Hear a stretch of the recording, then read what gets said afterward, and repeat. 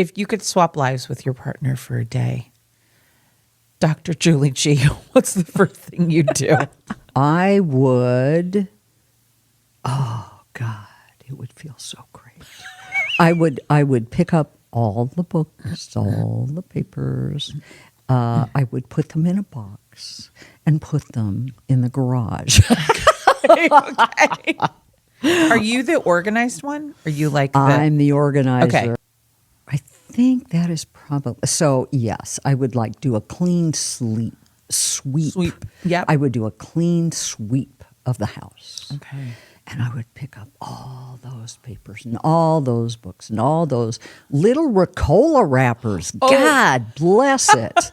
All those little Ricola. Look. You see, they're everywhere. John leaves them everywhere. They're Okay. all over the place. You know what I would probably do is, because we have such different bodies. Mm-hmm. She's 5'10", thin. I probably would just like go shopping. And then just to know what that feels like to be in that kind of body. Oh, man, I could relate. And then just go, Oh, yeah.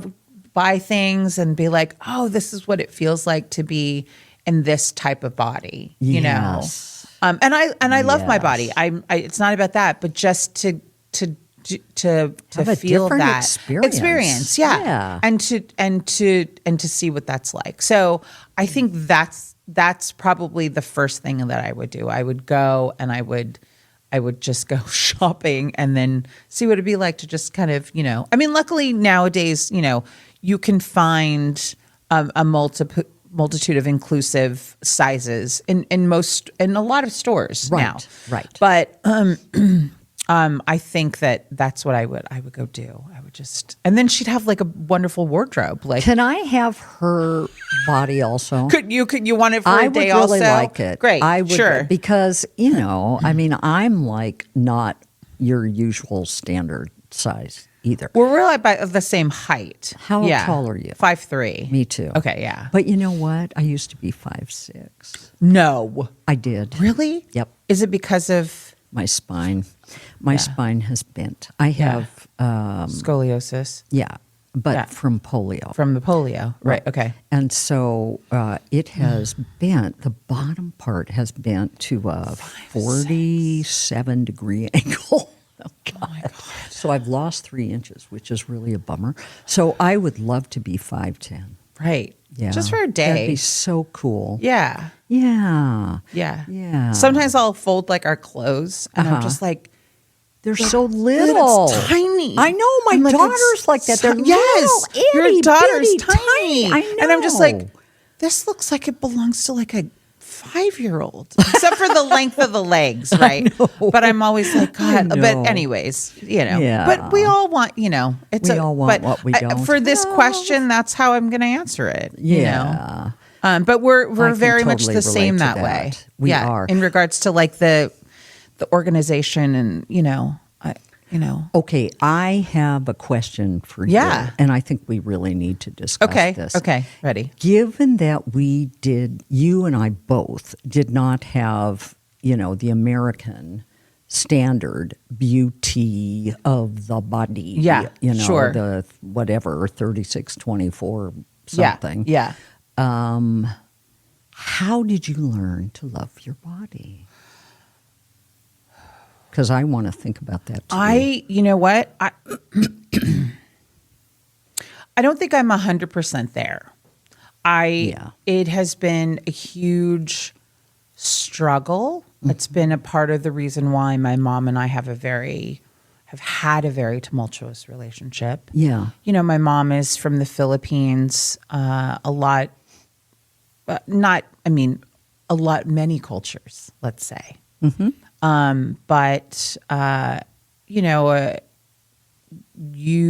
The way you're a reflection of your parent, right? Mm-hmm. So I think, from very early on, I it's interesting because you don't really know you're fat or you're struggling with your weight until someone tells you, like you don't, or you go, oh, I look different, but who's telling you that? Like television's telling you that.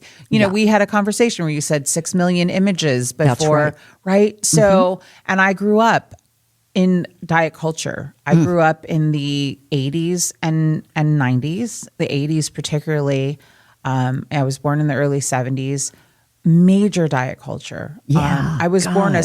a regular sized kid, and then it just I had traumatic experiences in my life that I think was the reason why I turned to food. Yes, me too. And then, right? And then from there, there was just judgment. There was just judgment. And because back in the 80s and 70s, late 70s, 80s into the 90s, like, no, I mean, I didn't know parents. And I grew up in like Southern California, like, Yeah. and to young parents, but there wasn't what could this be about? Or why are you turning towards this thing to fill you up? Or, like there wasn't that. Right. Parents didn't do that in the 80s. They didn't. No, they didn't. And before that, right? So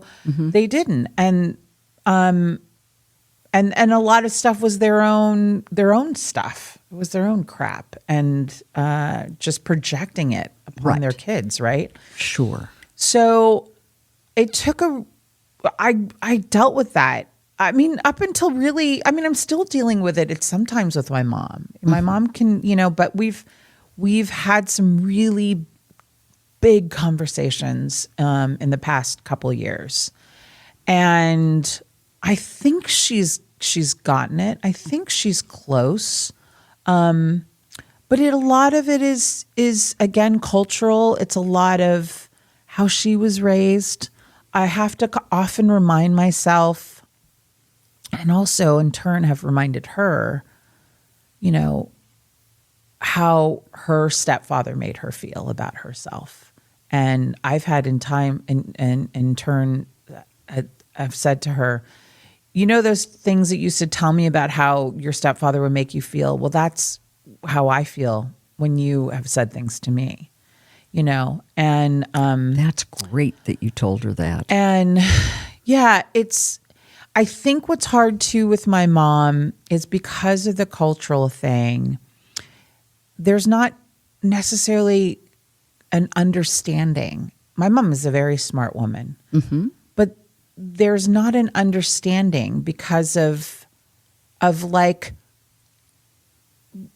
this is not helping, or do you understand that like I'm this way because of that, or or we could work on this if we did this. There's something that it's not understood, and again, it's not out of not being smart enough to understand it. It's just it doesn't track necessarily because she didn't grow up that way, know? Right. And so I have had to, I think that time, but I think that the state of our, I will say country, not our world, but our country, has helped change the way we look at fat people. And I at some point in probably the last 5 years have been, I wouldn't say an advocate, but because I don't think I've done enough in that way, but I have, I've said to myself, this is the body that I'm in, and I can be in it and feel it and accept it, or or I can't, like I can be mean and awful to myself, or I could do that and go down that road. But I feel like I only went down those roads because I was kind of turned that way. Like I was told that, you know? And once I got past that, once I got old enough to kind of go, I don't need to hear that, or I don't need to believe that, or I don't need to accept that from your bad behavior. Then I could go, hey, this is who I am. So right now, just as me, without anybody else, this is who I am. And so how does that feel? And there are times now where I go, I don't need to be, I'm kind of shifting this a little bit. I don't need to be 5'10" and thin.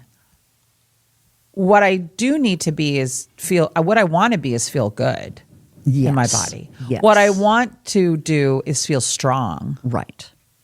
So how do I do that? Yes. So it doesn't matter to me. Like, I don't have like, I mean, I take that back. I still struggle. I'm still me.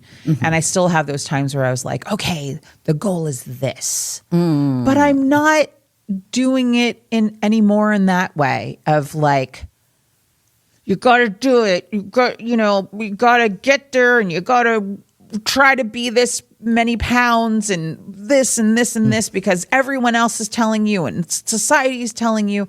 But I can now go, this is what I want for myself because I know it feels better. I know I feel stronger. I know if I eat this for my body, this feels good. It may not for somebody else's body. I know that when I drink this amount of water, I feel better. I know, those things. And I do, I love science in this way. I do like to understand things about the body and how we work and why we feel the way we feel. And I also believe a lot about dis-ease. Yes.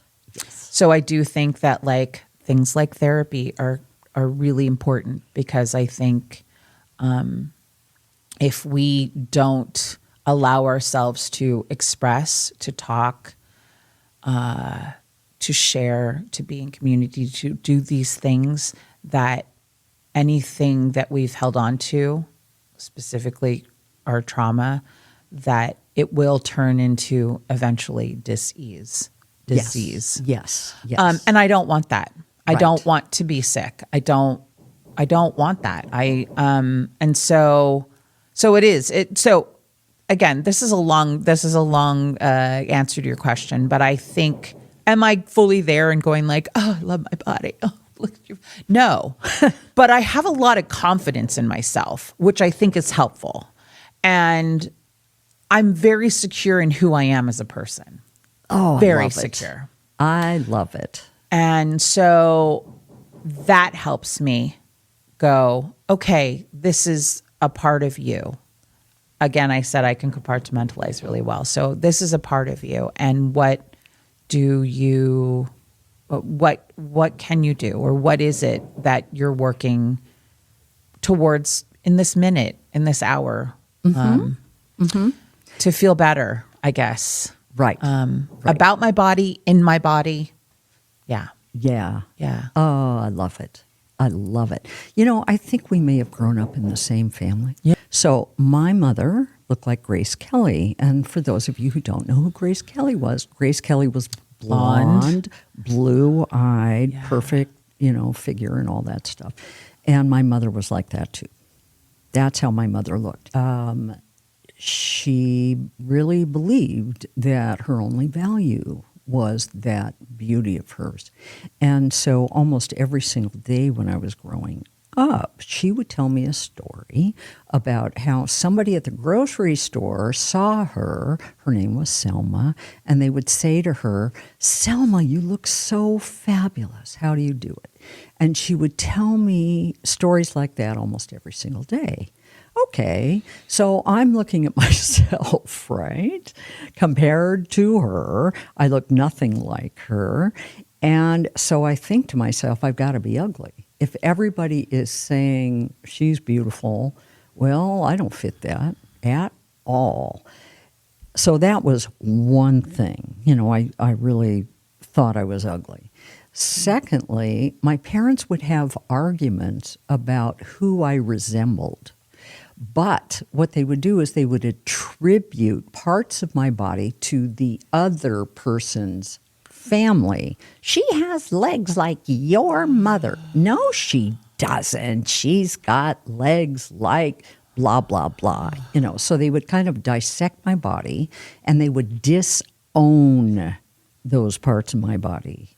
They didn't want to see somehow parts of my body, which they judged as imperfect, highly imperfect, as mirrors of themselves. So they would attribute those parts of my body to somebody else, and they would do that in front of me. Then I had an older brother who was 7 years older than me, and God bless him, he was very traumatized himself and pretty badly rejected by my mom. And so he needed to take that out on somebody, and I was the somebody. So he would call me Fatty. That was my nickname. And he called me that throughout my childhood. So my mom, oh God. So my mom said I was pleasantly plump. Okie dokie. So we all knew what that meant. So I grew up just hating my body, just hating it. But at the same time, and I can hear echoes in what you're saying and what I experienced, the emptiness inside you fill with food. And that's what I did. Only I started sneaking food. Oh, yeah. Right? Always sneaking it. And then I would lie about, no, I didn't eat that piece of cake. No, I didn't eat that cookie. No, I didn't eat that salami. No, it must have been one of my brothers. It must have been, I don't know, my dad. It was somebody else. So I'd always lie about it. But at the same time, I would be gaining weight. And when I was 8, true story, my mom tried to commit suicide. And I found her. And she survived, thank God. It was a drug overdose.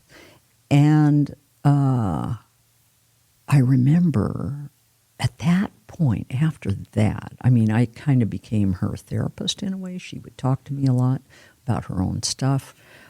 But I started eating like compulsively, man. I just needed to eat. I was terrified, Yeah. right, of what was happening and the trauma in the family and mom being so fragile.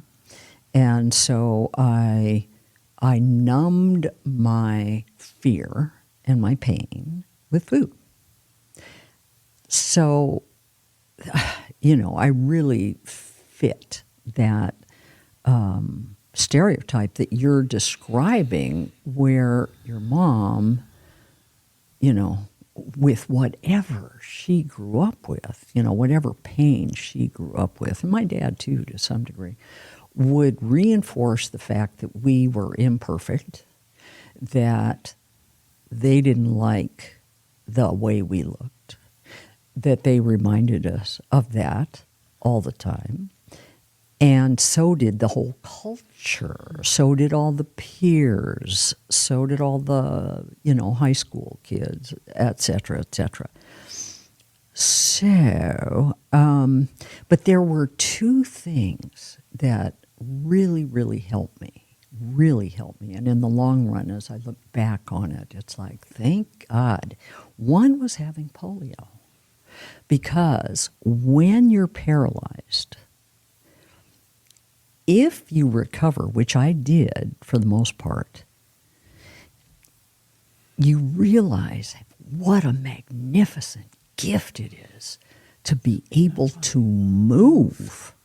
You've got muscle, you've got power in your legs, and your legs can now walk. Your legs can climb. There it is again. Your legs can ski. Your legs can swim. Your legs can hike. Your legs can run. I mean, wow, what a gift. That, okay, so I don't look the way I should, or whatever, what culture tells me I should look like.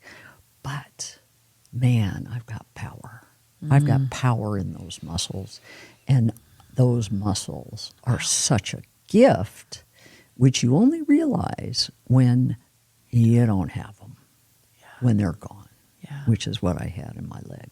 Yeah. So that was one thing, that I could focus in on the function, on what my legs could do, even though I thought they were incredibly ugly. Wasn't as important as being able to move. Now, the second thing that was a mind blower, just a mind blower, I told you I lived in India, right? Yeah. Okay. So this is in 1977, 78, okay, before India had really become westernized. So in India, they had these huge billboards, gigantic billboards. I mean, I don't know, they were probably like 60 feet wide and, 40 feet tall or something. They were just gigantic. They were like buildings. Advertising movies with movie stars. And you know how Indian women will dress with, what do they call those? Crop tops. Yeah. No, yeah. crop tops, right? Yes. So crop tops and then, a flowing skirt or something. Yes. Guess what? They had rolls of fat in that abdomen of theirs. And that was considered gorgeous and beautiful. Now, why would that be? Because people were starving in India. They were skeletal in India. So if you were demonstrating that you had rolls of fat, that meant you were fabulous, you were beautiful, you were different than the norm, you were successful, you were rich. It had all those crazy meanings to it. It was beautiful. And as a matter of fact, in this country, America, back in, I don't know what, maybe the late 1800s, portly, quote unquote, was beautiful. That was considered beautiful. Not twigs, but tree trunks.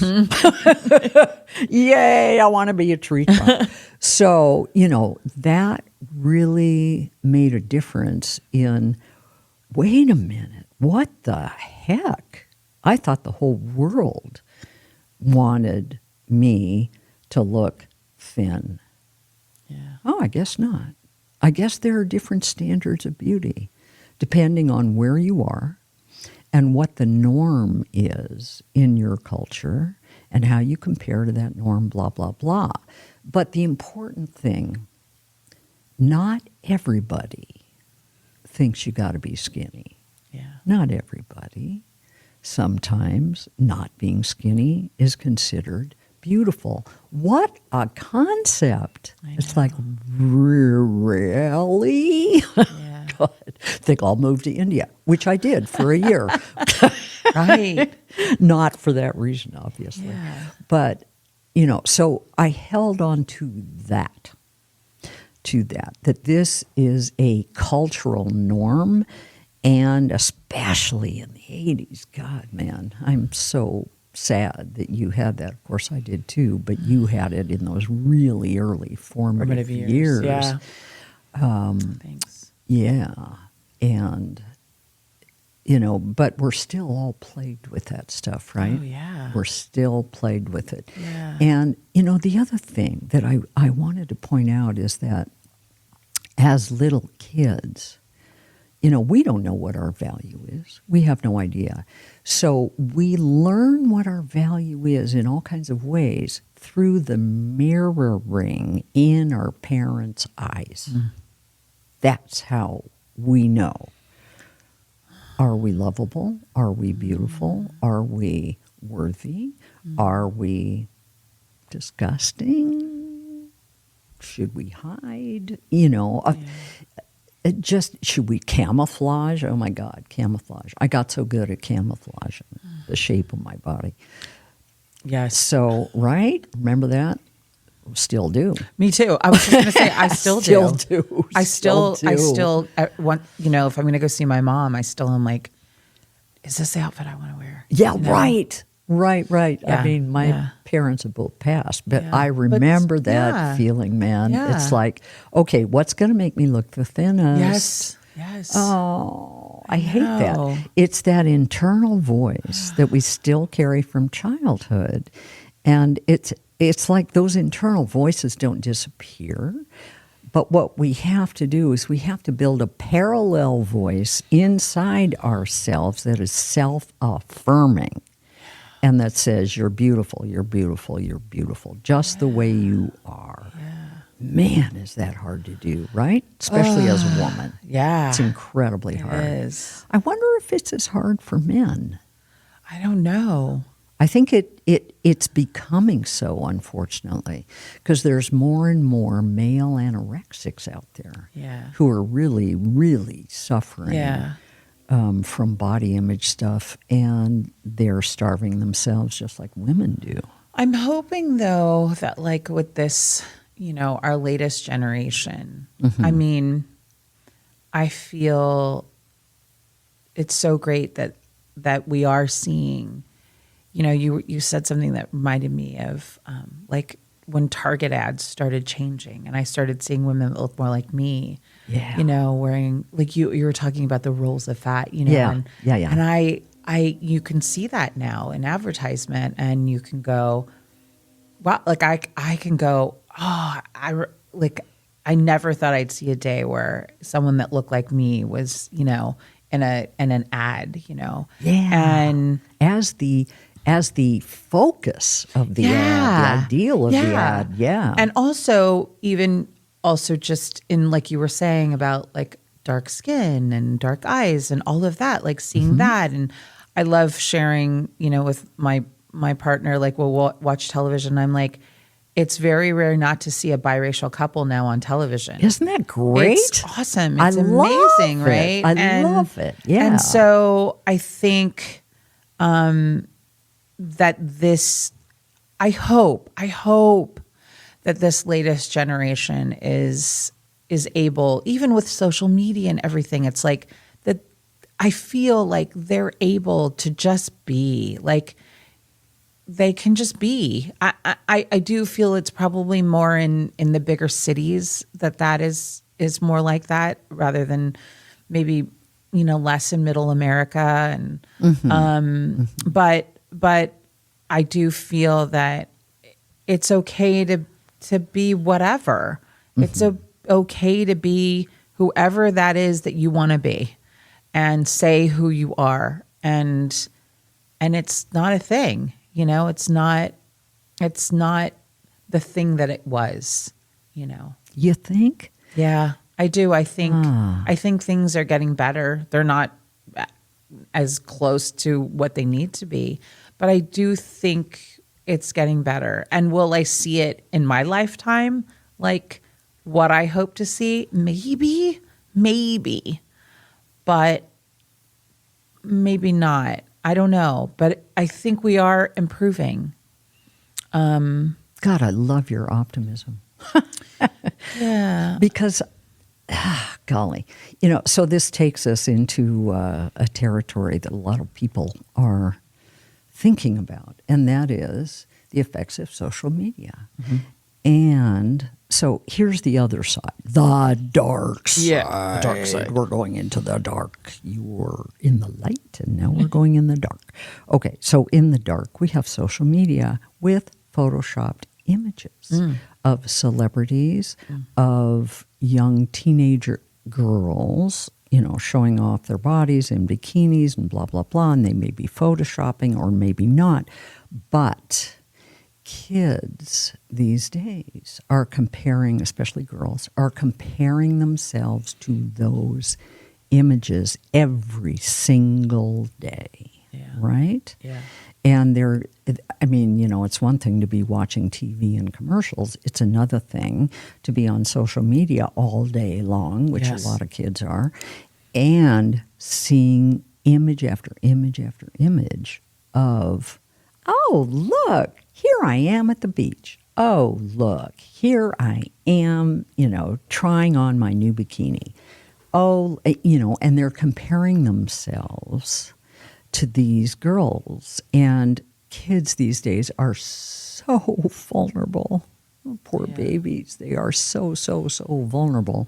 And getting brainwashed to some degree by what they're supposed to be as bodies, as figures, as beings, as successes, as celebrities, as superstars. Who am I compared to that? Yeah. And it's, oh man, I feel so, I think on the one hand we have that, and that is really, really tough for kids. And on the other hand, I totally agree with you. I think, there's more and more models who are modeling plus size clothes. You're seeing models in Vogue magazine that, are differently shaped than all the skinny ones. I mean, it's fabulous. I love that that's happening. So that there's a much broader range of normalcy, what's normal, what's acceptable, and what's considered beautiful. So that is a breakthrough, man. I've never seen that, before this last 10 years, maybe. So you're right about that. It's a fabulous advancement of our culture, but it's also being countered by all the other stuff. But I hope that, even though it's countered, it's not that it's just that anymore, right? Like, it's just not that. Yes. Because there was that time, where it was, that's all we were seeing. And that's all young people. You're right. So I hope that we continue. And I hope that, I think as for young women, I hope that they speak out more. I think that as we also move, forward, that, I mean, we could be talking about lots of different things here, but that the people that are in power look different, think different. And that's what I mean. I think when I say, will I see it in my lifetime? I don't know. I hope. I think there's there's this gradual stages of change. And again, this could be a bigger conversation of, that could also halt in an instant in certain ways, which is frightening. But I want to try to stay positive and think, at least in this realm, that we are changing. I mean, just looking at government and what the faces of our government looks like. It's changing.